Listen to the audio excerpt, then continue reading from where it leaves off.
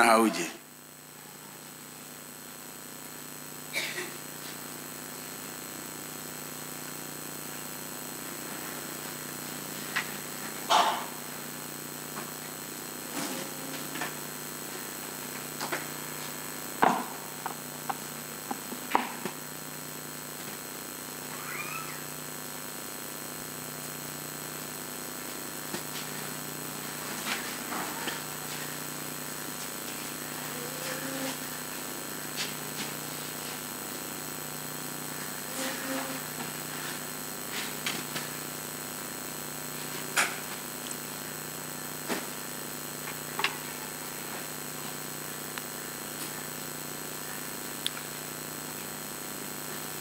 Bwana Yesu asifiwe.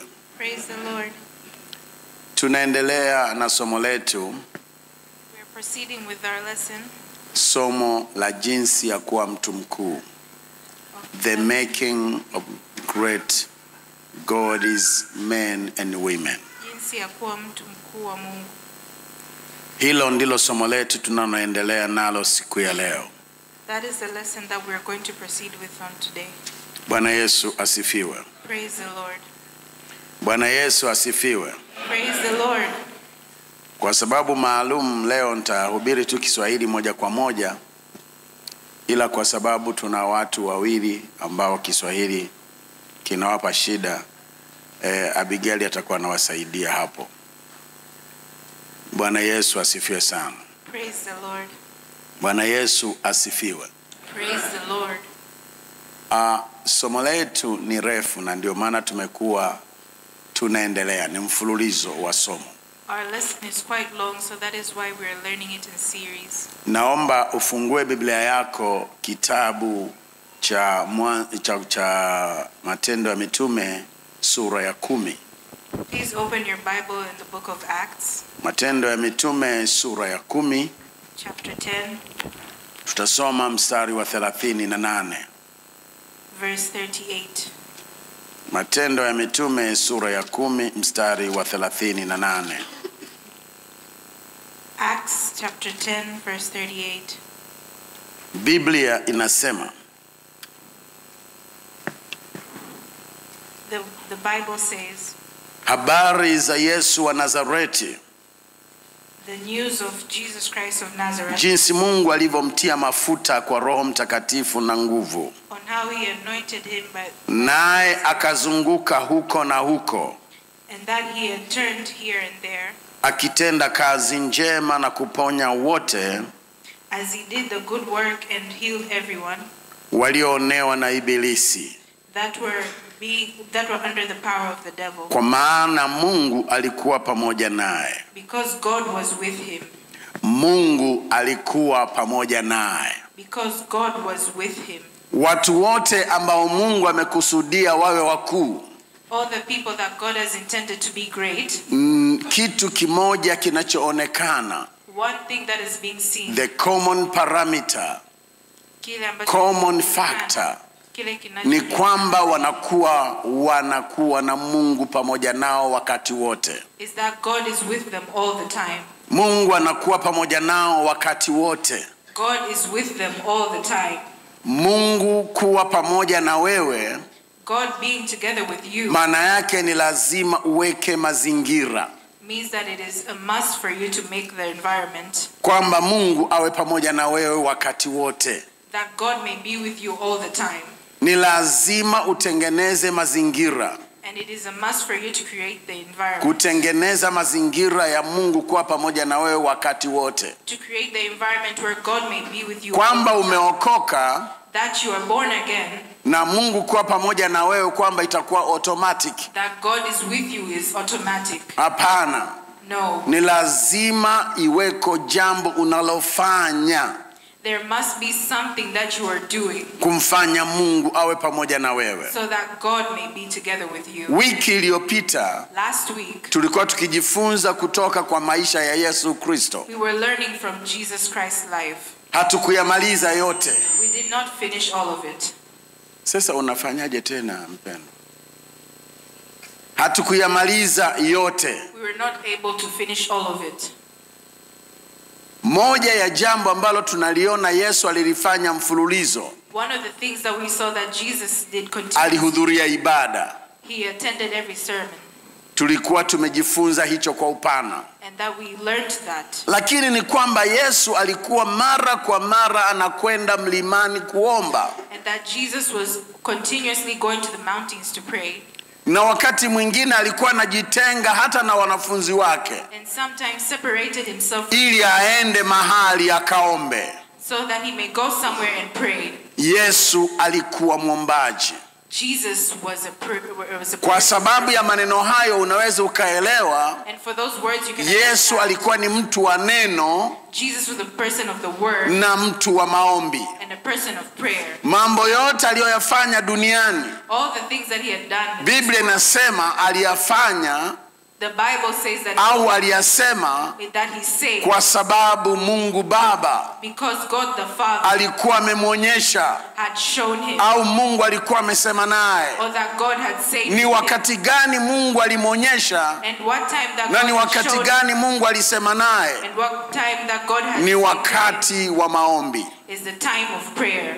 Kwa hiyo maombi ya Yesu Kristo So that the prayers of Jesus ya Christ kufundisha wewe na mimi may teach you and I kwamba tuwe waombaji that we should be prayerful, ili kusababisha Mungu awe pamoja na sisi. so as to make people God to be together with us.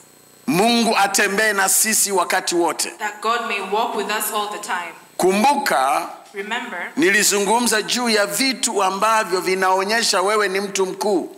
I spoke on the things that show that you are a great woman or man. Kwamba ni kiasi gani, ni namna gani uwepo wa Mungu unatembea pamoja na wewe. And to what extent that God's presence is together with you. Upako wa Mungu mtakatifu unatembea na wewe kwa namna gani. That the anointing of the Almighty God. Sasa ili mkono wa Mungu And so na uwepo wake and his utembee pamoja na wewe, to walk together with you. you need to be prayerful. Unatakiwa uwe mwenye maombi. Lazima uwe mwombaji.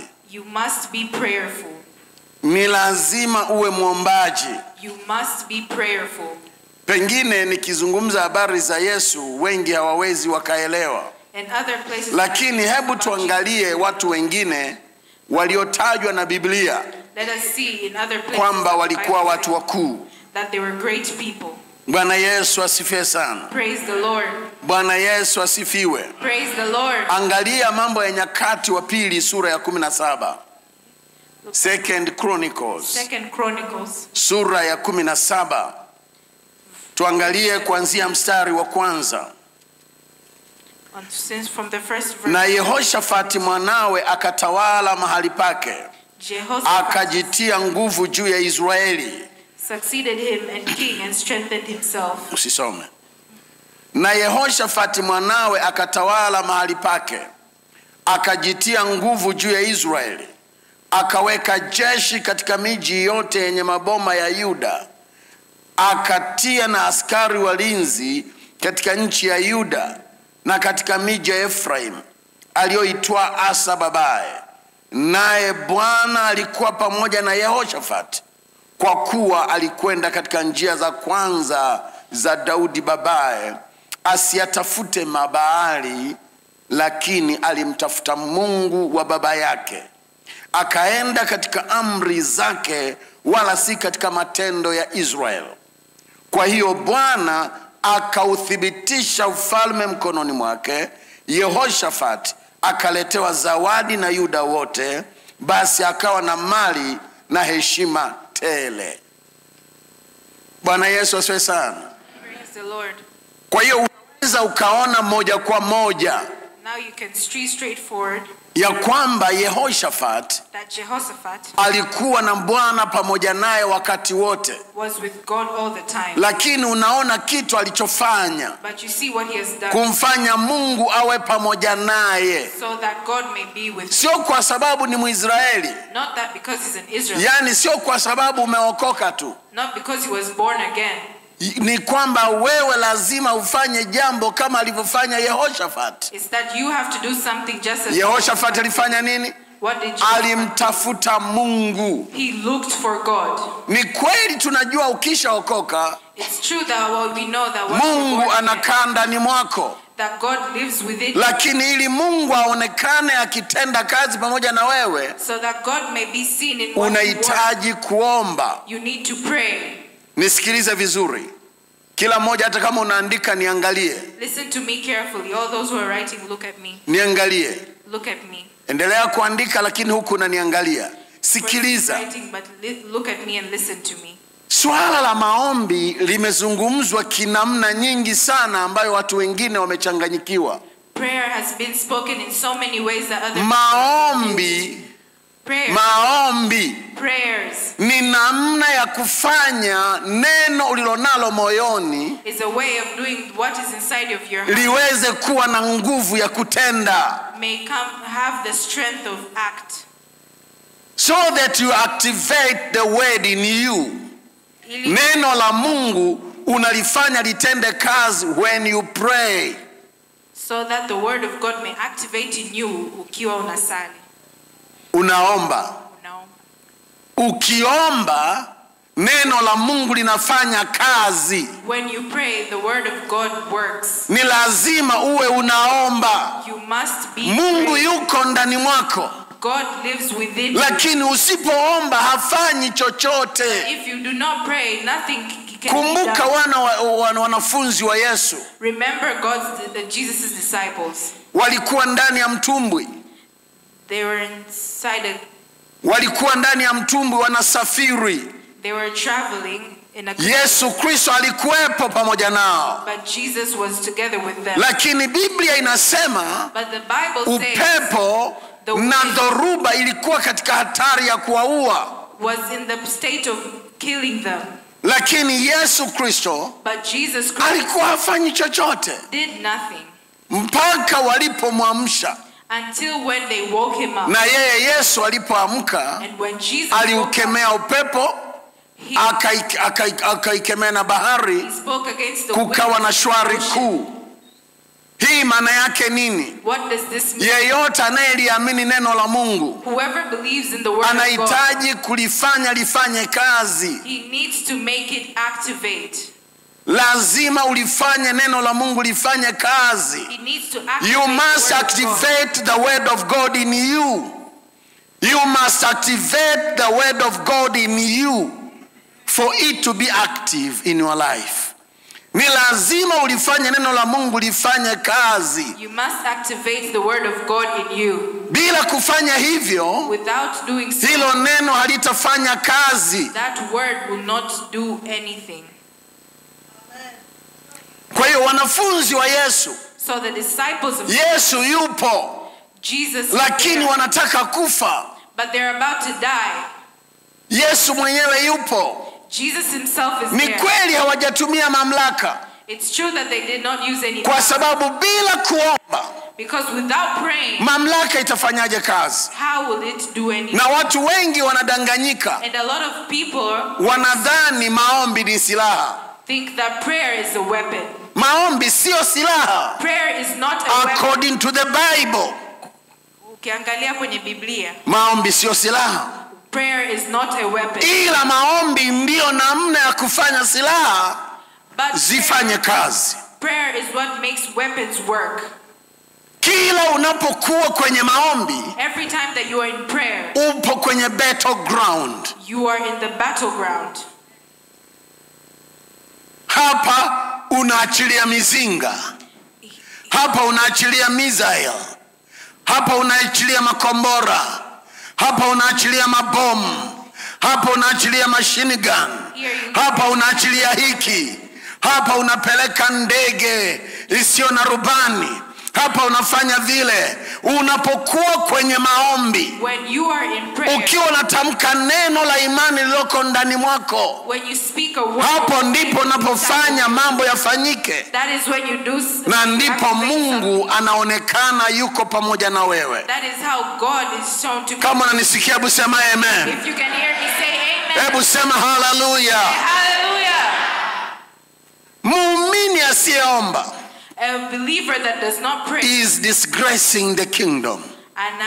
Kwa sababu anamfanya Mungu aonekane kana kwamba hayupo. Because it's making as if God is not there. Ni lazima uwe unaomba You must be praying ili Mungu aonekane pamoja na wewe. so that God may be seen with you. Kuna lugha ya Agano la Kale There is a language in the Old Testament tunapoitumia wakati huu that we are that when we use inaonekana it, kama sio watu wenye imani, it shows as if we are people with lakini faith. bado ni jambo lile lile. But it's still the same thing. Walimu wa imani The teachers of faith wamekuwa wakilipinga hilo neno. have been going against that word. How can you seek God's face Unawezaje kutafuta sura ya Mungu wakati Mungu yuko pamoja na wewe? while God is already? Unasemaje unamtafuta Mungu How can you say that you are wakati seeking God Mungu yuko pamoja na wewe? while God is together with you?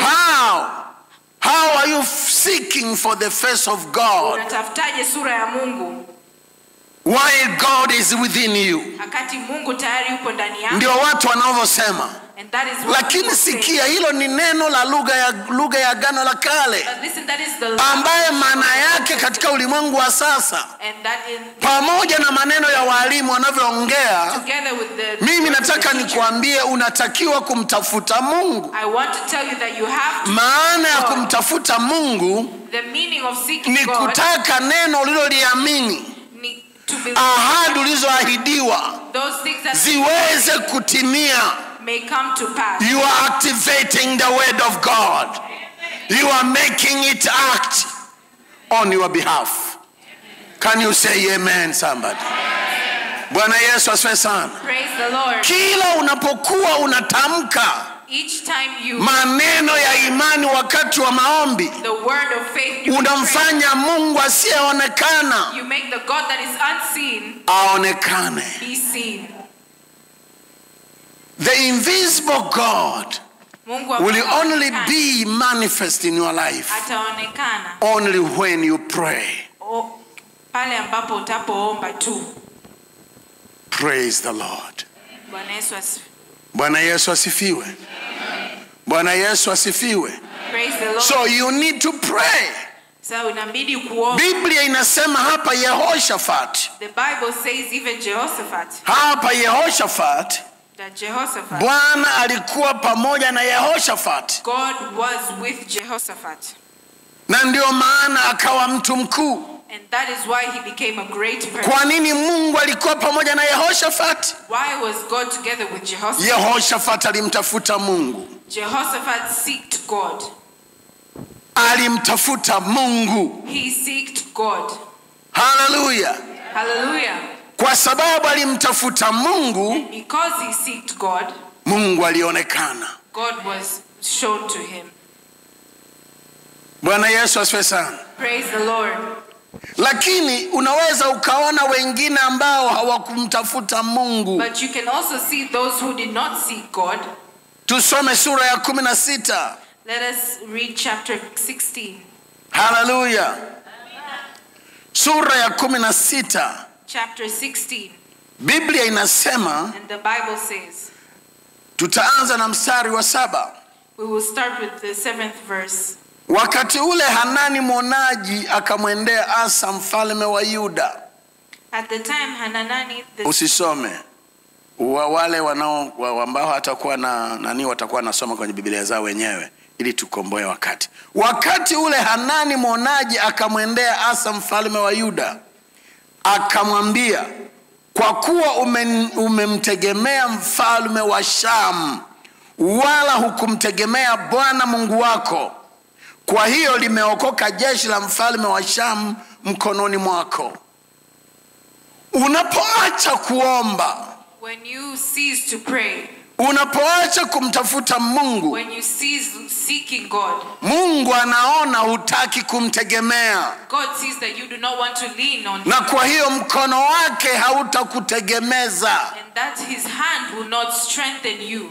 Kama unamtafuta Mungu, If you seek God, mkono wa Mungu utakutegemeza. God's hand will strengthen Wakati you. wengine wanataja magari, When other people are mentioning wakati cars, wengine wanataja magari ya farasi, or when other people are mentioning horses, sisi tutakuwa tunataja jina la Bwana Mungu wa majeshi. we will we will say the name of the Lord. kwa sababu tunamtegemea. Because we lean on him. Nikiwa shuleni, when I'm in school, nisitegemee akili zangu. I do not depend on my own. Nikiwa ni mwajiriwa, when I am hired, sitegemei cheo changu. I do not believe. Sitegemei cheti changu. I do not believe in myself. Sitegemei nani ananifahamu. It's not about who. Ninamtegemea Mungu aliye hai. Depend on God alone. Mimi ni binti, sijaolewa I am a young au nimeshaolewa. or I'm already Sitegemei uzuri wangu. I do not depend Sitegemei familia ninayotoka. I do not depend Ninamtegemea on the family that I come Mungu. from. Ndiyo maana ninaomba. And that is why I Mimi pray. kijana nataka nioe. I am young and I Sitegemei uzuri wangu. I do not Sitegemei depend on pesa nilionayo. I do not depend on Sitegemei chochote. I do not depend on Ninamtafuta Mungu. I seek God. Kama namtafuta Mungu, Because if Mungu anaona ya kwamba ninamtegemea. God sees that Na Mungu akiona namtegemea, when God sees that atanitegemeza. he will uplift me. Bwana Yesu asifiwe sana. Praise the Lord. Unataka biashara yako itegemezwe na mkono wa Mungu? You want your business to be made with the power of God? Unataka biashara yako itegemezwe na nguvu ya Mungu? You want God to uplift your business? Wewe uwe mwombaji tu. You need to only be prayerful. Kwenye mkesha niliwaambia vijana hivi In the overnight I told the youth kwamba unatakiwa kufanya mambo yako kwa mikono miwili.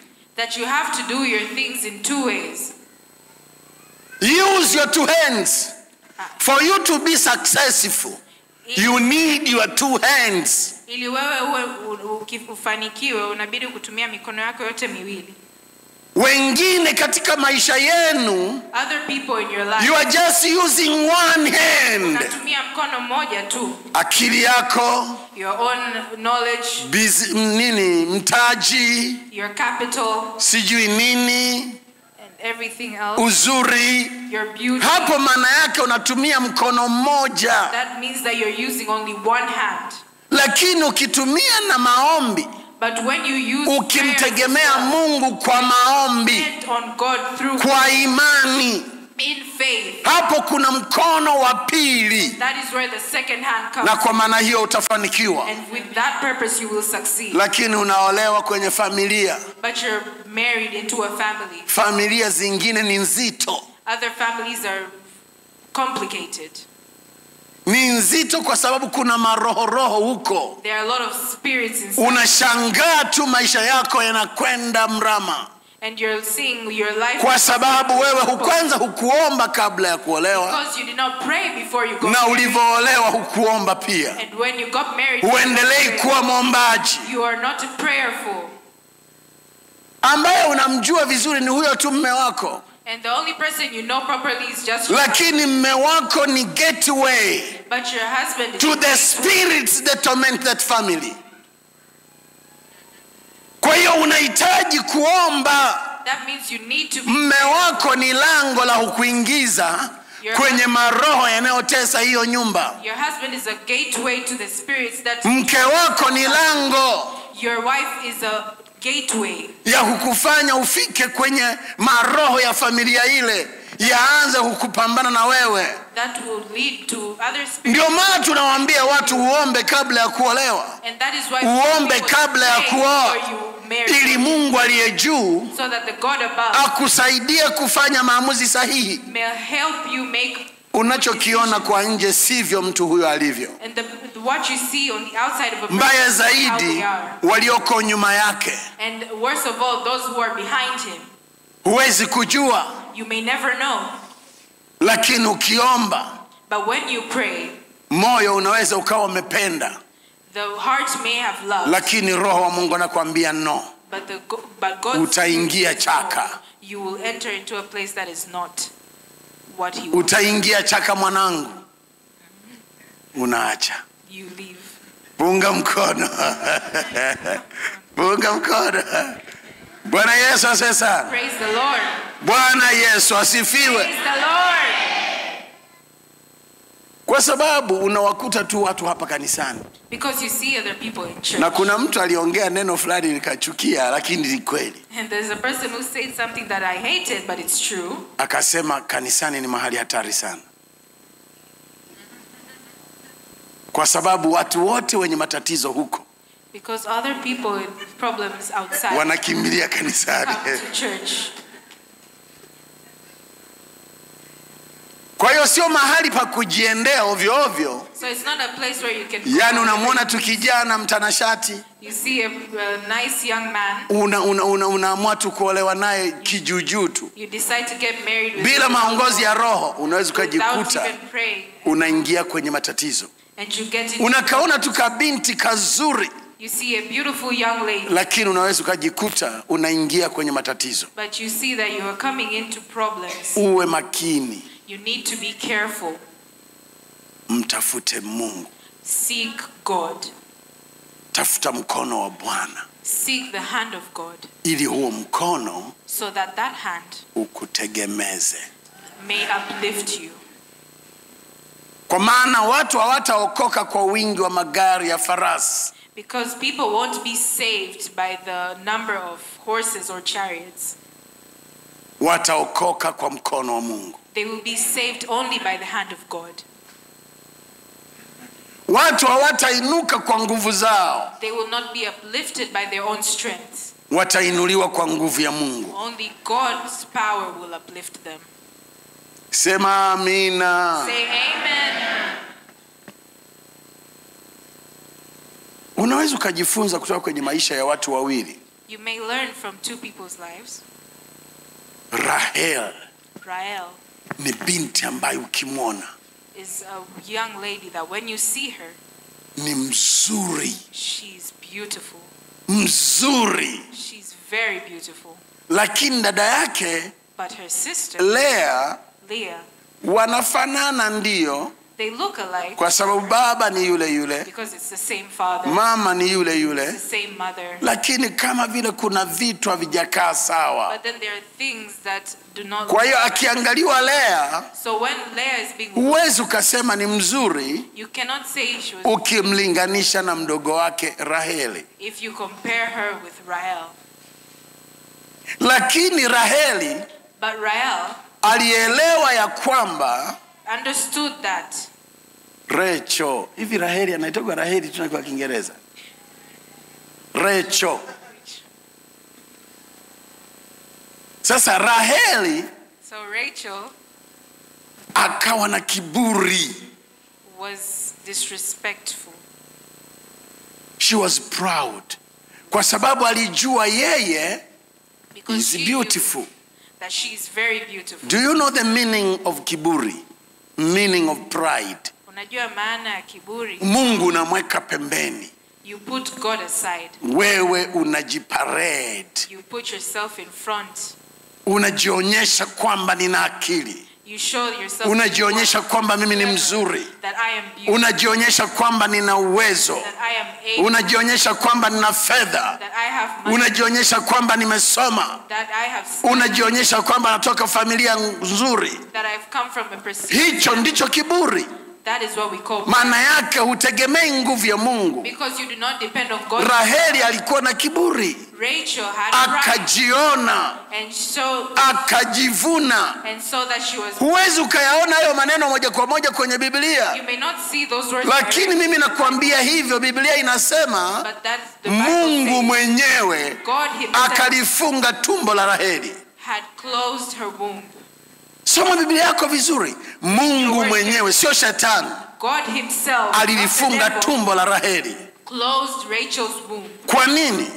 Why? Biblia inasema wote wenye kiburi The Bible says all those Mungu who pride, huwapinga. God is against them. He resists the proud. God himself. Mungu mwenyewe anakataa wale wenye kiburi. If you are proud, Kama una you attract resistance from God himself. unavuta, Not the devils, from God himself. Mungu mwenyewe anakuwa anakupinga ukiwa mwenye kiburi. That's why you will never be great. Na ndio maana hautakuwa mtu mkuu. Nilikufundisha binti yangu, unapoongea hapo unahubiri, unatumia sauti nguvu ya juu. Sio kama unaongea, tamka kwa nguvu.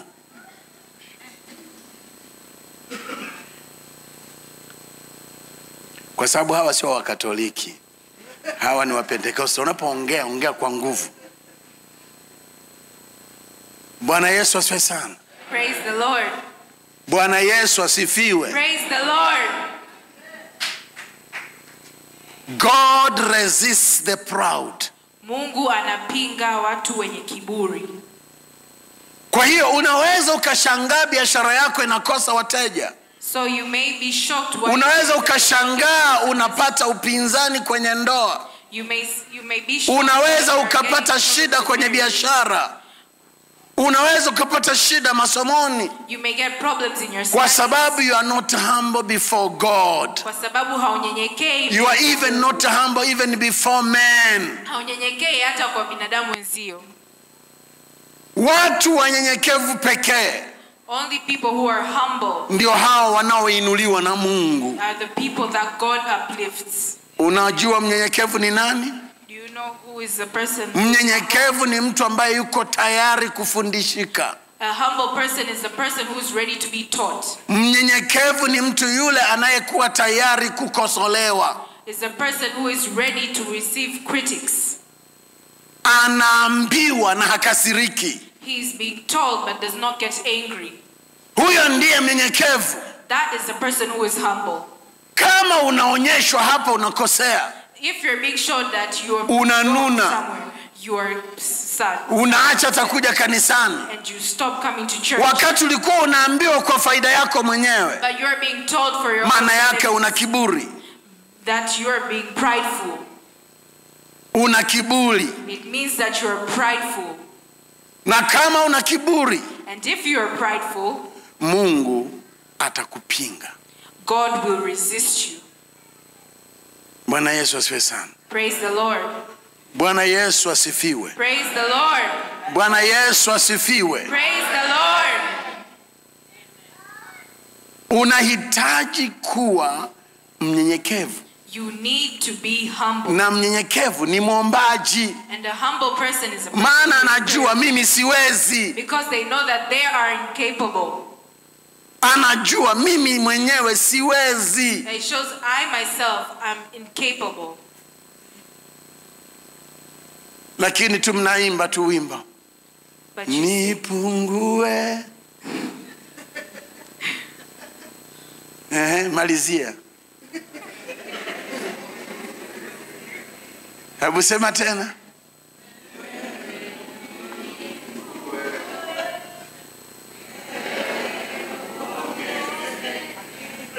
Unadhani ni kuimba? Sio kuimba, wana wa Mungu. that's just not singing. Yaani hapo waimbaji wameweka wimbo sawa, lakini katika maisha halisi In the reality, nikikuita, it's calling nikakwambia, and telling you, nimesikia I have heard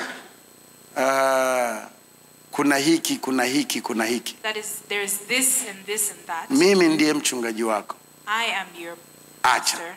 You should leave that. Acha hicho. Leave it. Unabisha. You start arguing.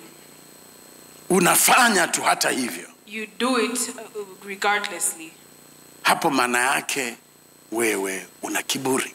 That shows that you are prideful. And because you're proud, you will never be great. Na kwa sababu ya kiburi hautakaa kuwa mtu mkuu. Yaani kama kuna tatizo sasa hivi makanisani, And if there is a problem in churches right now, wachungaji a lot of hatuna pastors ujasiri wa kuambia watu, do not have the courage to tell people, hata tukiwaambia, even if we tell them, unajua kabisa you know kuanzia siku hiyo that's from that day inawezekana ukawa ndio umempoteza huyo mtu. that they may be people who will leave the church. Sababu ni nini? And why? Kiburi. Pride. Mungu akusaidie. May God help you. Mungu anisaidie May God help me kuelewa ya kwamba to understand sehemu ya maisha ya Ukristo wa wokovu that in the place of salvation ni kuelekezwa. is to be taught. Na kama unakubali kuelekezwa, And if you agree to be taught or instructed, utafika juu sana. you will reach high places. Biblia inaendelea kusema And the Bible proceeds to say katika mstari wa 9 sura ya 16 Mambo ya Nyakati wa Pili, in the 9th verse, kwa maana macho ya Bwana kimbia duniani mote, ili ajionyeshe mwenye nguvu kwa ajili ya hao waliokamilika moyo kuelekea kwake. Waliokamilika moyo ni pamoja na wanyenyekevu. those who are complete at heart are those who are humble.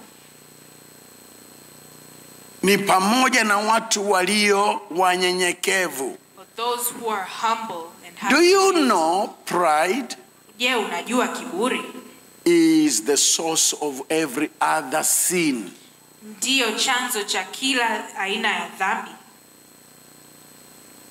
Even the devil himself Hata shetani mwenyewe started sinning when he was proud. alianza kutenda dhambi akiwa na kiburi. Pride attracts other sins. Kiburi vuta dhambi zingine. Pride is the king of sin. Kiburi ndio mfalme wa dhambi zote zingine. Kwa hiyo ni kitu cha kuhakikisha unakipiga vita.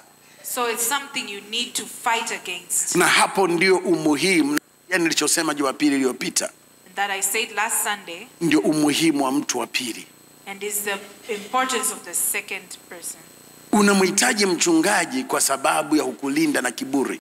You need a pastor so that they may, Kwa sababu huwezi kujiona mwenyewe because you cannot see it on your own kwamba una kiburi, that you have pride mpaka aweko mtu mwingine until there is someone else anayekupenda who loves you akakwambia hapa hauko sawa, and tells you that you are not hiki right. unachofanya sio What you sawa. are doing is not fine. Lakini mara nyingi But most of the time, kuna mambo ukiguswa, that when you're being told about certain things in your life, mtu hufurahi, unakasirika. you get instantly angry. Unadhani wanaokusifu katika mazingira usiotakiwa kusifiwa. You think that those people who praise you in those Kwenye areas Kiingereza that you're supposed tunaita to be praised. flattery. Kwenye Kiingereza tunaita flattery. When people praise you Pale watu wanapoku in the areas they should not praise you, pale watu wanapokusifia kwenye mahali that ambapo is hawastahili flattery. sifa, That is in English called flattery. Sasa watu wengi mnatembea katika flattery. many people walk. Unawapenda watu wanaokusifu You like people who praise you all the time. wakati walitakiwa wakuambie hapana. While you're supposed to Anayekupenda kweli kweli, and ambaye sio hypocrite, atakwambia hapa unakosea. people who love you fully and who are not hypocrites will tell you where you've gone wrong.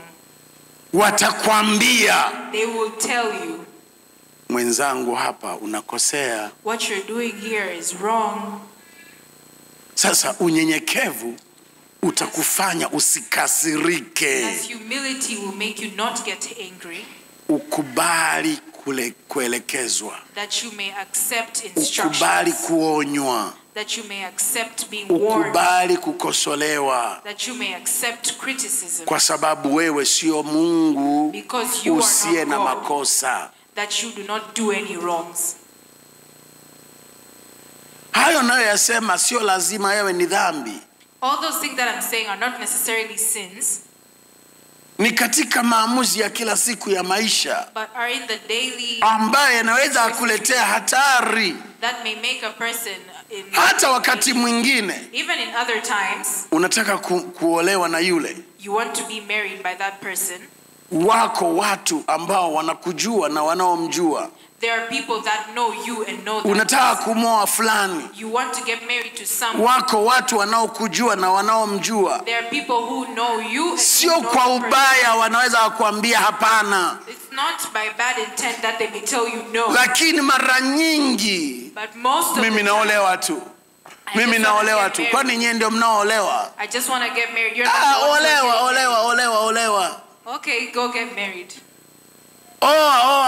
Sisi wala hatuna shida. Okay, just get married. We have Kwa sababu moto unaingia kwenye moto mwenyewe. because you're entering into the fire alone. Moto unaingia mwenyewe. Into the fire you're entering. Ya nini tukuharibia raha yako? Why should we destroy your happiness? Kwa raha yako oa. For your own happiness, go ahead, get married. Kwa raha yako olewa. For your own happiness, get married. Yani nakuambia kwa uzuri wako mwenyewe. I am telling you, for your own benefit, utaharibikiwa huyo hata kufaa. Destroy yourself. Sio lazima mtu huyo awe mbaya. It's not a must that person may be bad. Na ndio maana And that is why watu wengi kwa sababu ya tatizo hilo most of people, for that same reason, mnakuja kututaarifu tu tayari mambo yameshakuwa. You just come and tell the pastor, oh, it was mimi namuoa fulani. I'm already marrying this person. Sasa mchungaji nafasi yake ipi? What should the pastor Hapo do? mchungaji atakushauri. The pastor will just advise Mimi naolewa na fulani. I'm getting married to someone. Sasa hapo nafasi ya mchungaji ipi? What should the pastor do? Where is the pastor's space there? Mchungaji atakushauri. Umeshapatana. You guys already agreed. Alafu nadhani mimi nitaingia kwenye huo mtego. You think that I will enter that trap? Mchungaji. As a pastor. Nakuuliza mmeshaongea? Ndio. I ask, have you guys already spoken? Ila mchungaji nishauri. Nitakushauri nini? And you ask the pastor to advise you. What can I advise? Unataka nimpoteze huyo mtu? You want me to lose that person? Au nikupoteze wewe? How to lose you? Kama ungetaka nikushauri, If you wanted my advice, ungemwambia mhusika, you would have told the person, nimesikia. I have heard. Asante kwa proposal. Thank you for the Lakini proposal. nipe muda. But give me time Nikaombe. that I may pray Nikatafute na ushauri. and look for advice. Ukija hoja ya namna hiyo, When you come in that manner, nitafunguka. I will open up. Lakini hivi ukija tayari mmeshaongea. If you come while you've already spoken with Ingawaje wako watu nilishawahi kuongea lakini wakiwa wote hapo. But when they're together, Nimeshawahi kuongea. I have spoken before. Kuna watu wawili walikuja nikawaambia wewe huyu hata kufaa. I told them when Na wewe huyu hata kufaa. that you are not fit for each other. Lakini kwa namna hii inayosema wakang'ang'ania. But through this manner they still were persistent. Lakini ni sawasawa na samaki mkizi anajirusha kwenye mtumbwi wa mvuvi. Ni kama na samaki anajirushia ndani ya kikangio cha mtengeneza samaki. That is the same as a fish going into a fryer. Bwana Yesu asifiwe sana. Praise the Lord. Aliyoyapata alijiingiza kwenye moto. Watu wakikuambia ni kwa faida yako mwenyewe. When people tell you something, it's for your own benefit. Lakini kiburi, But pride kitakuruhusu. will not allow you. Na sasa hivi waumini wa kiroho kuliko wachungaji. And right now the believers are Waumini wako kiroho. more spiritual. Wanamjua Mungu. Know God more. Wanasikia sauti ya Bwana They hear God's voice kuliko mchungaji. more than the pastor. Kwa hiyo watatafuta ushauri wake. So look for their own advice. Lakini akishaanza kuchomwa But when they start feeling the na burn, ule moto ndio anarudi mchungaji. that's when they come back and say, Pastor, unakosea. Maana ya kuwa na mchungaji, wewe mshirikishe yote, the meaning of being with a pastor, mazuri na mabaya. tell them everything, the good and the bad. Akikwambia hapana, And when he says no, mara nyingi ni kwa faida yako. most of the time it is for your own benefit. Please leave it. Acha. Leave it. Kuna watu hapa wasingesikia ushauri. There are people here who could never hear Sijui advice. leo wangekuwa wapi. I don't know where would they be today. Kwa sababu nimewashauri Because I katika advised mambo ambayo yalikuwa ni hatima za maisha yao. in ways that it's their life's destiny. Ashukuriwe Mungu alinisikia. Praise the Lord that they Leo wanapeta. And today they're okay. Bwana Yesu asifiwe sana. Praise the Lord. Nilikuwa na kuonyesha tu ubaya wa kiburi. I was just showing you the bad parts of pride. Sasa nilikuwa nataka kulinganisha Yehoshafat And now I wanted to na wengine ambao hawakumtafuta Bwana. and those who did not seek. Kwa sababu unaona hapa That you see here, Biblia inasema katika katika kitabu cha Mambo ya Nyakati wa Pili sura ya the Bible says 17 in 2 Chronicles, mstari wa 3 amesema hivi: naye Bwana alikuwa pamoja na Yehoshafat kwa kuwa alikwenda katika njia za kwanza za Daudi babaye, asiatafute Mabaali, lakini alimtafuta Mungu wa baba yake, akaenda katika amri zake, wala si katika matendo ya Israeli. Unaona huyu na mstari huo umesema alimtafuta Mungu wa baba yake Daudi, sio kama baba yake Asa, ambaye baba yake Asa katika mstari wa 12 sura ya 16 kitabu cha Mambo ya Nyakati, Biblia inasema akashikwa Asa na ugonjwa wa miguu katika mwaka wa 39 wa kumiliki kwake.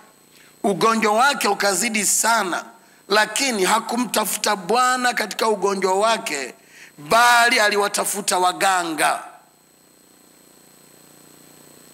Wewe unaona kazini kuna shida, badala ya kumtafuta Mungu katika shida yako unatafuta waganga. Huyu Asa ni mfalme wa Israeli. Israeli kwa wakati ule ni kama waliookoka kwa sasa. Why are you not translating?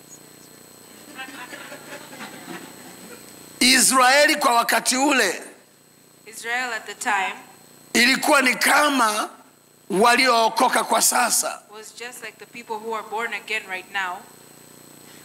Lakini Asa mfalme wao, But Asa, their king, alipokuwa na shida ya afya, when he had a problem in health, hakwenda kumtafuta Mungu, did not go to seek God. akatafuta waganga. He went to look for people.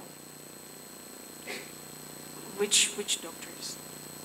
Akaenda kutafuta waganga. He went to look for witch doctors. Kama una shida kazini, If you have a problem at work, unapoenda kutafuta ushauri kwa watu wanaoenda kwa waganga, if you go to look for advice on those people who go to baadaye witch doctors, wakushauri na wewe uende huko, and they advise you that you may go there as well, ndio inavyoonyesha kwamba humtegemei Mungu. that shows that you're not depending on God.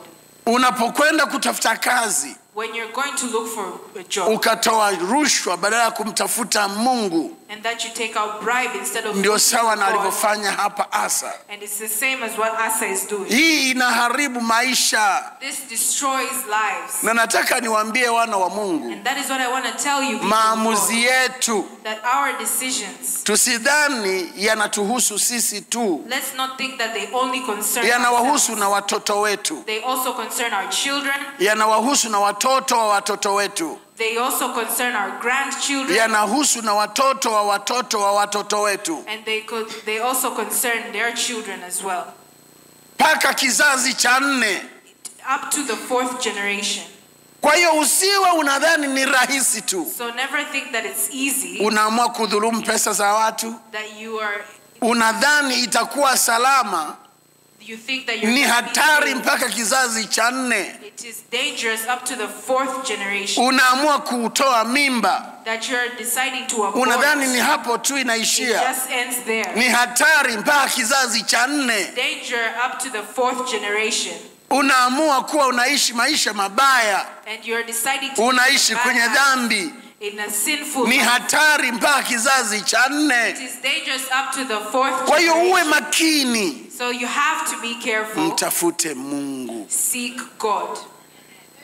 Kuna faida gani ukapata kazi What benefit is it to get a job, lakini ni kwa njia za kona kona? but it's through bad. Kuna faida gani ukawa tajiri What benefit is it to become ukajenga rich magorofa and build a whole building, lakini kwa gharama ya kuharibu maisha wa Tanzania but through destroying the lives of Tanzania, kwa madawa ya kulevya? through drugs? au umeaminiwa nafasi serikalini, how that you have been given a place, unaitumia vibaya nafasi yako, but you use your position, unaembezo public funds, unakuwa fisadi wa mali ya serikali. you're embezzling public funds. Faida gani unayo? What benefit is it? Hata ukijenga hekalu, jengo kubwa Even pembeni ya bahari ya Hindi, Even if you build a huge building pembeni ya ziwa Victoria, beside Lake Victoria, hivyo vitu vyote ni damu. all those things are blood. Hautakuwa na raha yoyote. You won't have any happiness. Na wengine kwa siri And other people wanaenda kwa waganga, go to witch doctors, wanatoa sadaka ya watoto wao, take out offerings of their wanatoa children, sadaka ya wake zao, take out offerings of their wanatoa wives, sadaka ya waume take zao. out offerings of their Ghafla husbands, mtu anatajirika. and suddenly they get rich. Lakini unapokula huo ubwabwa, But when you eat that rice, unaelewa unakunywa damu ya mwanao. you understand that you're drinking the blood of your children. Unapoendesha hilo gari, When you're driving that car, unaelewa kabisa you understand completely unakunywa damu ya mke that wako. you're drinking the blood of your wife. Unapokuwa sijui ni hoteli kubwa ya namna When you're in gani, a hotel, unaelewa kabisa you understand ni damu za watu. that it is the blood of people. Utakuwa na amani na furaha. Will you have peace? Ndio maana watu wengine And that is why some people, ulikuwa uwaonee wivu, you will be jealous of them, lakini unashangaa but you are hiyo shocked furaha iliyotarajiwa haiko, that happiness that you thought you would have is not there. kwa sababu Just wao wenyewe wanajua themselves know hicho kinachodhaniwa ni mafanikio wamekipata kwa njia mbili. whatever you got that you thought was success, you got it in wicked Chuma ways. kidogo kidogo Just go kwa juhudi zako, through your own kwa akili yako, strength and through your own kwa your ingenuity. knowledge. Chuma kidogo kidogo Take a na bit by Mungu bit, atakuinua. and God will lift you up. Halafu usipende kuonea wivu watu. Do not love being jealous or envious of other people. You don't know how they get what they have. Hawajui wamepataje vile Be vitu ambavyo contented with what you have. furahia kile ambacho ulicho nacho. Bwana Yesu asifiwe sana. Praise the Lord. Kwani IST sio gari? It's IST, not a car. Ni gari, endesha. It's a car. Drive. Furahia, usionee wivu huyo anayeendesha hama. Be happy with it. Don't be Anaweza jealous of akawa that person. pengine You may amepata kwa njia ya kweli You may au have- kwa njia batili. They might Wewe have- furahia ulicho nacho. Be happy of what you have. Mimi nawafurahia sana watu wa pwani.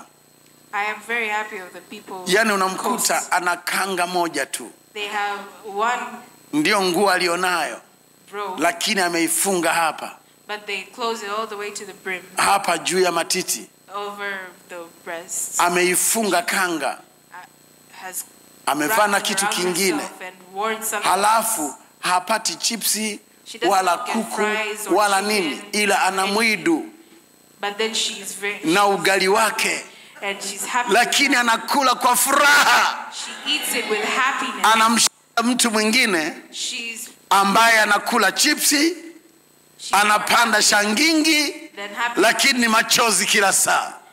She's happier than other people who eat. Punga mkono wako. fries and, Hivi sijui unanielewa nachosema? do you understand what I'm saying? Kinachowatofautisha watu hawa wawili The thing that differentiates these two people ni amani ya moyo. is the peace at heart. Huyu anakula chips na kuku, This other person is eating chips and lakini fries, moyo wake haumpi kutulia.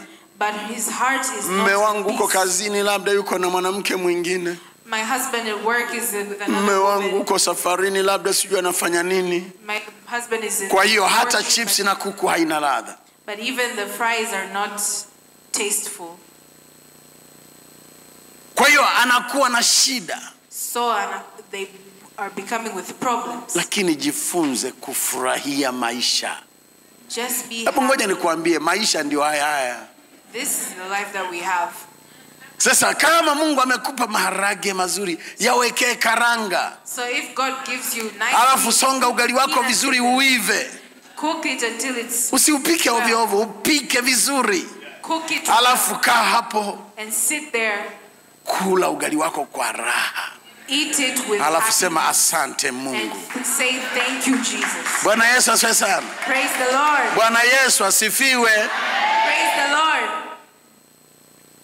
Kwa sababu ukiwa na furaha, Because when you are happy, mwili wako hautakuwa na magonjwa. your body won't have any illnesses. Ukiwa na shukrani, When you're thankful, hata ulimwengu wa roho utafunguka kwa mambo mema kukujia. even the spiritual realm will open for the goods. Lakini watu wengine, But other people, hata mume wake akimpa mamilioni, but even when the husband gives them bado hana millions, raha. they're still unhappy. Anachagua kutokuwa na furaha. They choose Mimi not to napenda be happy. kukuambia kwamba wewe ndio unayechagua kutokuwa na furaha. You are the person who chooses not Kwa to sababu be happy. furaha haitokani na mtu wa pili, ni wewe unaamua. Because happiness comes from your own. Ni wewe unaamua. It's your own choice. Furahi tu. Just be Kuwa happy. na furaha. Be happy. Watu kikuudhi, sema kumbe ana akili mbaya. When other people hurt you, just say that, oh, they're not thinking right. Kumbe akili yake na shida. That they're Kaa katika hali ya they have a problem with their mshangao. own. Halafu achana naye, endelea. Just look at them and leave them alone. and see Usikae their na life. uchungu. Don't stay with bitterness. Na hayo ndio maisha. Unga mkono wako, Wave your hand. sema hallelujah. Say hallelujah. Sema tena hallelujah. Say hallelujah. Sema tena hallelujah. Say hallelujah. Watu wengine anakaa kwenye kioo anajiangalia. Other people stay at the mirror and look at themselves. Ili pua langu sijui limekaaje. Oh, how has my nose stayed? Sikio. My ears. Wakati wengine huko nje wanatamani wangekuwa na sikio lako. While other people outside wish to have the ears Wanatamani that you hilo have. pua lako. Wish to have the nose that you have. Bwana Yesu asifiwe sana. Praise the Lord. Mambo ambayo umejikuta tu yapo, wala usiwe na shida. Other things that you have found the way they are, don't let them bring problems to you. Wewe mfurahie Mungu, furahia maisha. Just be happy in God. Be happy of the life that He has given you. Bwana Yesu asifiwe sana. Praise the Lord. Bwana Yesu asifiwe. Praise the Lord. Punga mkono wako, Wave your hand. sema na muamini Mungu. You say that I believe in God. Na kwa sababu Mungu ananipenda, And because God loves me, kila chema atanipa. every good thing He will give me. Lakini kila ambacho hakijaja But everything that has not arrived, sikitaki. I don't want it. Na kitaka kile tu anachonipa Mungu. I only want what God is giving me. Sio kwa njia zingine. Not through other ways. Nataka yale yajayo kwangu kwa mkono wa Bwana. Only those that come through the hand of God. Sio kupitia waganga. Not through witch doctors. Kama nimeutafuta uponyaji umekataa, If I'm looking for healing and it is saying no, sitageuka kwenda kwa I waganga. will not turn to witch doctors. Kama nimetafuta mali If I've looked for riches imekuwa ngumu, and it's been hard, sitageuka kwenda kwa I waganga. will not go to witch doctors. Kama nimetafuta neema kwenye huduma imekataa, If I've looked for grace, sitaanza kuwa mjanja wa kwanza kuwadanganya watu I will kwa not lie to uchawi. people through witchcraft. Hapana. No, Fanya hivyo. do that. Hata mnaofanya biashara, Even those who do business, usifanye biashara ya magendo. don't do illegal Halafu business. pia usikwepe kodi, Do not escape kwa tax. sababu serikali yetu Because our government haitafanya kazi won't work bila wewe kutoa kodi. without you taxing. Toa kodi kwa furaha. Tax with happiness. Do not evade tax. That is sin before God. Hiyo ni dhambi mbele ya Mungu. Lakini kwa kuwa wafanyakazi wa TRA wako wengi wasiokuwa waaminifu, But because the workers at TRA tumia are wahasibu not faithful, wakuwekea hesabu zako vizuri, use ili unapokuwa unatozwa kodi ili ingane na kazi uliyofanya. when you're taking out tax, it may Furahia kulifanya taifa lako liwe na fedha. be happy when you're making your own nation have money. Serikali itaendeshaje hospitali bila kodi? How will the government run? Itasomeshaje watoto wetu How bila will kodi? it teach our own children? How will the government educate our children without tax? Serikali yetu How will the government build roads without tax? Serikali yetu itawezaje kutengeneza How will the government pay public servants without tax? Itawezaje kuwalipa watu bila tax? Tax with happiness. Toa kodi kwa furaha. Because that is serving God. Kwa sababu hiyo pia ni kumtumikia Mungu. Punga mkono wako. Wave your hand. Bwana Yesu asifiwe sana. Praise the Lord. Usifanye biashara za magendo. Do not do illegal business. Na wala usikwepe kodi. Do not evade tax. Sema amen. Say amen. Sema tena amen. Say amen. Bwana Yesu asifiwe. Praise the Lord. Bwana Yesu asifiwe. Praise the Lord. Kwa hiyo umeona neno la Mungu linavyotufundisha. So now you have seen what the word of God has Tuliposoma habari za Daudi. That we have read about David. Daudi akawa mtu mkuu. David became a great kwa sababu person Mungu alikuwa pamoja naye. because God was Yehoshafat akawa mtu mkuu Jehoshaphat became kwa sababu great Mungu alikuwa pamoja naye. because God was with him. Tungeweza kusoma na maisha ya Hezekia. And we have seen Hezekia akawa mtu mkuu he became someone kwa sababu Bwana alikuwa pamoja naye. because God was with him. Daudi alikuwa mtu mkuu David was a great person kwa sababu Mungu alikuwa pamoja naye. God was with him. Suleiman alikuwa mtu mkuu Solomon was a great kwa sababu person Mungu alikuwa pamoja naye. because God was Yesu Kristo alikuwa mtu mkuu Jesus Christ was a kwa great sababu person Mungu alikuwa pamoja naye. God was Hata with him. kama alikuwa mwana wa Mungu Even though he was the kwa son of sababu God, alikuwa ameuvaa wanadamu. because he wore the human nature, the human flesh, Akaanza kuwa anaomba, and he started praying. akajinyenyekesha chini ya watu waliokuwa na mamlaka And siku zile. he was humble before people. Kwa hiyo with Mungu power. akawa pamoja naye, And so God was with him, akawa mtu mkuu. and he became a Ni great maombi person. yangu na dua, And it is my prayer biashara yako that your iinuke, business may lift up, ijulikane si Dodoma tu, that it may be known, ijulikane Tanzania nzima, that it may be known throughout the whole ijulikane nation, mpaka Kenya, even until ijulikane mpaka Uganda, even until Uganda, ijulikane mpaka Rwanda, even until Rwanda, ijulikane mpaka Burundi, even until ijulikane mpaka Malawi, even until Malawi. ujulikane mpaka bondeni South Africa. Mungu akuinue.